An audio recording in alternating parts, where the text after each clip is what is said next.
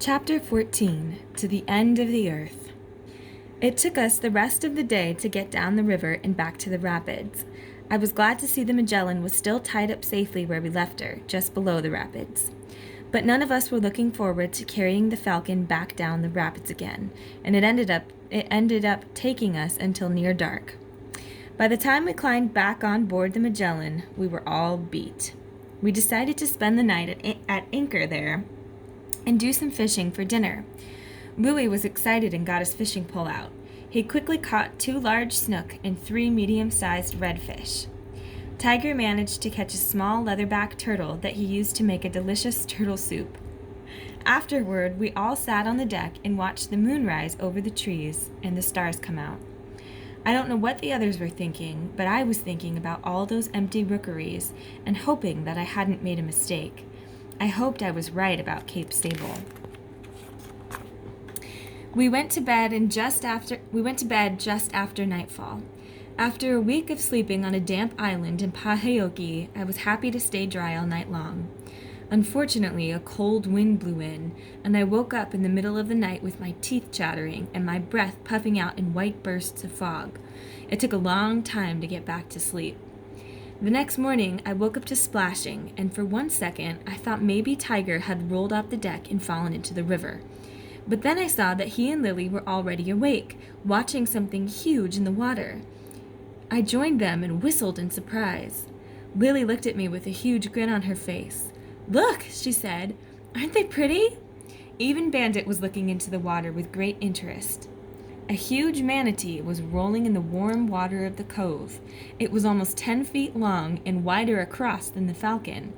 Another one surfaced next to it, sending up a big spray with its giant flipper-like tail.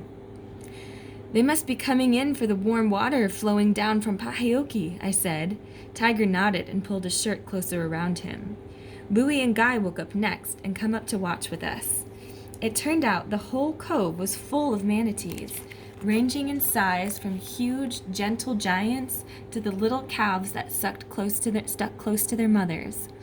They came right up next to the boat, but we didn't have anything to worry about. Manatees are big, but they're harmless.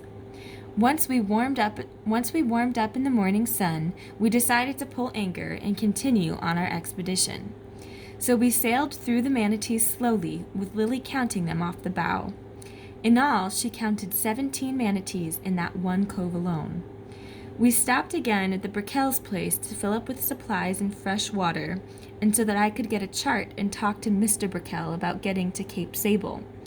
He was surprised to hear that we wanted to sail down the Florida Keys and over to Cape Sable at the bottom of the Florida Peninsula. "There's not so much down there," he said, tapping the charts thoughtfully. "Just wide open water and mangrove." I didn't say so, but that's just what I was hoping for. I knew from Pa and Uncle Will that Cape Sable was just about as wild and far off a place as you could find in the United States, and that if you headed north up the Cape, you could find rivers and channels that led up into the heart of Paheoki. You ever get any plume hunters headed that way?" I asked, trying not to sound too interested, like I was just making conversation. But Mr. Brickell wasn't fooled. "Plume hunters in Cape Sable? No, sir. Never heard of plume hunters that far south. I think most of them would be too scared to try something like that. You get into trouble in Cape Sable, and you're in real trouble. In fact, I can't say that I've heard of anyone going to Cape Sable."